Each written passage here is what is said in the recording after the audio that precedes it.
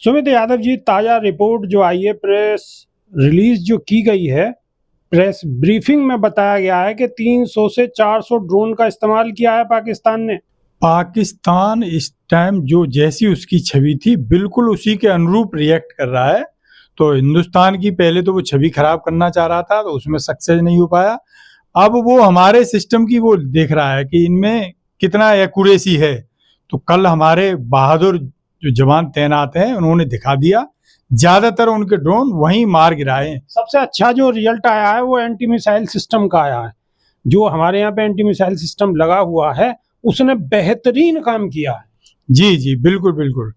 और सबसे बड़ी बात ये रही है कि हमारे यहाँ जैसा वो चाह रहा था कि जनहानि कर दें, इनके सैन्य ठिकानों पर कुछ नुकसान कर दें, ऐसा वो कुछ कर नहीं पाया है।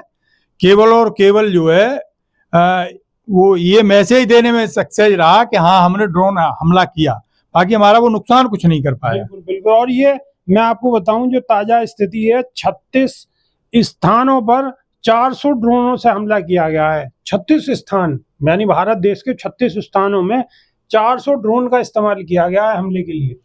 वही मैं कह रहा था, वो देख रहा, वो चेक करना चाह रहा था कि इनके पास जो सिस्टम है जिसको ये चक्र कहते हैं वो वाकई में भेदा जा सकता है या नहीं भेदा जा सकता। तो कल हमारे देश की सेनाओं ने ये प्रूफ कर दिया कि हमारे सुरक्षा कवच को आप भेद नहीं सकते।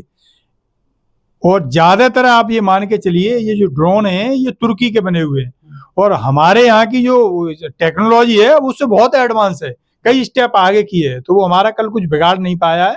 तो अभी भी यानी कि आप कहना चाह रहे हैं हमारी जो टेक्नोलॉजी है वो उनसे कहीं ज्यादा बढ़िया है और बेहतर है। बिल्कुल बिल्कुल, हमारे पास जो बिल्कुल वर्ल्ड की जो लेटेस्ट टेक्नोलॉजी होती है वो टेक्नोलॉजी हमारी सेना इस्तेमाल कर रही है। और इनके पास तो ये तुर्की के बने हुए थे, तो ये कोई बहुत ज्यादा एडवांस नहीं बताए जाते। अब चूंकि ये वर्ल्ड में अलग थलग पड़ गए, तो इनको आप ये मान लीजिए ये कुछ हो जाता है तो इनको तो कोई मदद करने के लिए तैयार नहीं है।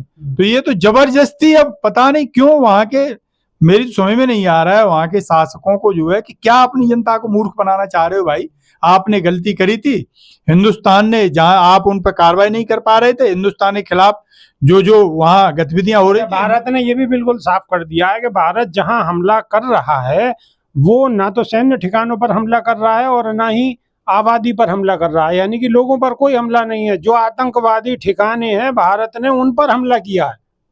कुछ आतंकवादी वहां इतने बड़े हो गए थे कि उन पर वहां की सरकार नहीं कुछ कर पा रही थी। तो ये तो एक तरह से भारत सरकार ने उनकी मदद कर दी कि उनके देश में रह के आतंकवाद पनप रहा था, उसी पे अटैक किया था, वो आतंकवादी हताहत हुए। कहीं कोई न उनके किसी बेस पे हमला किया गया, न कहीं किसी उनके हॉस्पिटल पे हमला किया गया, न पाकिस्तान की जो कायराना हरकत है जो कल शाम देखने को मिली है कि उसने हमारे 400 जगह पर, यानी 36 स्थानों पर 400 ड्रोनों से हमला किया है। तो उसने तो हमारी जो बेस है, आर्मी बेस हैं, उनको निशाना बनाने की कोशिश की है। वो तो हमारे एंटी मिसाइल सिस्टम ने बेहतरीन काम किया और हवा में ही खत्म कर दी है। पाकिस्तान जबरदस्ती उकसाने का काम कर रहा है। हम तो वहां के हुक्मरानों को ये सलाह देंगे कि आप जो है शांति से बैठ जाइए। हमने आपके ऊपर कोई अटैक नहीं किया, हमने तो केवल आतंकवादियों पर अटैक किया था। यदि आप अब हमारे धैर्य की परीक्षा लेंगे तो भारत की सेना जो है बहुत आपसे एडवांस है और आपको मुंह तोड़ जवाब देगी। ऐसा ना हो कि जो कहीं नक्शे से नाम ही मिट जाए आपका जो है। तो बड़ा इस टाइम आपको जो है संयम का परिचय दो, आप शांति से बैठो, ज्यादा उकसाओ मत देश को जो है, नहीं तो ये परिणाम इतने वो होंगे। थोड़ा सा इतिहास पीछे चले जाओ, आप देख लो कि आपके पहले क्या असर हो चुका है, उससे भयंकर। मतलब ये मान लीजिए पहले तो, आज हमारी सेना जितनी सशक्त है, पहले तो इसकी 10% सशक्त नहीं थी, आज हम उससे कई गुना पावरफुल हैं। वो आप फिर भी नहीं समझ में आ रहा है आपकी जो है। जब हम इतने वो थे तब तो आपके हमने टुकड़े टुकड़े कर दिए, तो आज की टाइम पे तो आपका हश्र क्या होगा, आप समझ लो थोड़ा सा और शांति से रहो। मैं आपको बता दूं कि पाकिस्तान ने जम्मू कश्मीर के जिन इलाकों में हमला किया है, जिनको निशाना बनाया है, वो है राजौरी, अखनूर, उधमपुर और पुंछ, उरी, मेंढर, राजौरी। ये वो स्थान है जहां पर सीधा सीधा पाकिस्तान ने ड्रोन से हमला करने की कोशिश की है और हमारे एंटी मिसाइल सिस्टम ने वो सब धराशाही कर दिए। पाकिस्तान ये अपने दिमाग से निकाल दे कि अब वो कश्मीर को ले सकता है। वो कतई कश्मीर को नहीं ले सकता। यही मंशा के तहत उसने आक्रमण किया होगा। अब वो ज्यादा 3-5 करेंगे ये लोग, तो जो पीओके है, हमारे शासन ने, हमारे सेनाओं ने ये मन बना लिया है, यदि ये नहीं माना तो पीओके बिल्कुल कब्जे में ले लिया जाएगा। आप ऐसे मान के चलिए। तो पाकिस्तान ज्यादा चूचपड़ न करे, हम तो यही सलाह देंगे वहां के हुक्मरानों को। अच्छा, पाकिस्तान पे ये तो इधर से तो हमला हो ही रहा है, साथ में जो बलूच है BLA, वो लगातार हमला कर रहा है, उसे भी मौका मिल रहा है, वो भी पाकिस्तान पर हमला कर रहा है। जो बलूच है वो भी हमला कर रहे हैं लगातार। भाई वो मौके की तलाश में थे, जो है वो मौका इन्होंने दे दिया पाकिस्तान को, हुक्मरानों ने। ये इधर बिजी हो रहे हैं, तब तक वो उधर अपने, तो पहले से उनके यहाँ तो आंदोलन चल ही रहा था। तो आप ये मान लीजिए पाकिस्तान चारों तरफ से घिरता जा रहा है। तालिबानियों का आप देखिए क्या प्रेशर बना रहे हैं। तालिबानी भी प्रेशर बना रहे हैं पाकिस्तान पे, क्योंकि पाकिस्तान तालिबानियों के जो है विरुद्ध में काम करता रहा है। जो है वहाँ के जो संगठन है वो उनके विरुद्ध करते रहे, तो उसको भी मौका मिल गया है। और दूसरा वो जो है हमारे कश्मीर की तरफ को नजर गड़ा रहा है, तो अब हमारी भी नजर पीओके की तरफ हो गई है। तो पाकिस्तान तो अब बुरी तरह फंस गया है।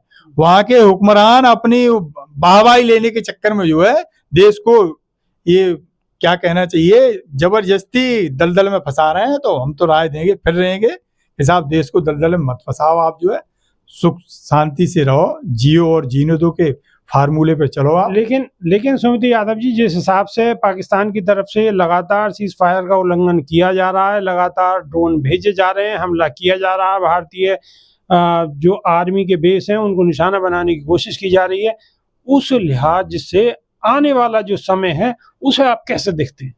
आने वाले समय में अगर ये स्थिति रही तो और तनाव ज्यादा बढ़ेगा, हमले बढ़ा सकती है भारत सरकार।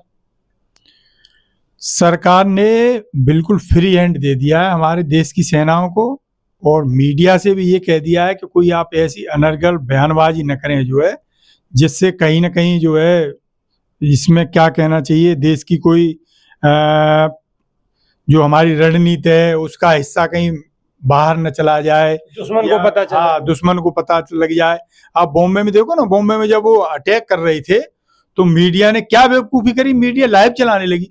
वो मीडिया जब लाइव चलाने लगी तो पता लगी वो वहां टीवी देख रहे थे, अंदर जो है जो छिपे बैठे थे आतंकवादी, पता लगी उन्हें किसी उसकी जरूरत ही नहीं पड़ी। वो टीवी देख के ही भाई समझ गए कि कहाँ हमारे ऊपर कैसे अटैक हो रहा है। तो अब हमें कोई ऐसा वीक पॉइंट नहीं देना है, ऐसी कोई बात नहीं कहनी है जो वहां के लोग देख सकें, वहां का क्या कहना चाहिए, वहां का शासन प्रशासन उससे हिसाब से अपनी रणनीति बना सके।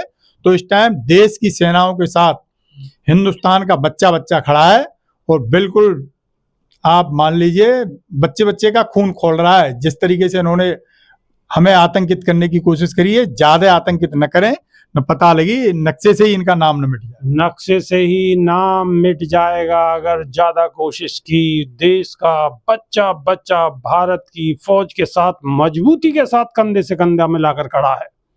सारी राजनीतिक पार्टियां एकजुट हैं, सब मजबूती के साथ देश के साथ खड़े। तो अभी के लिए सिर्फ इतना ही। नई वीडियो में फिर रूबरू होंगे। बहुत बहुत शुक्रिया। जय हिंद। जय हिंद सर।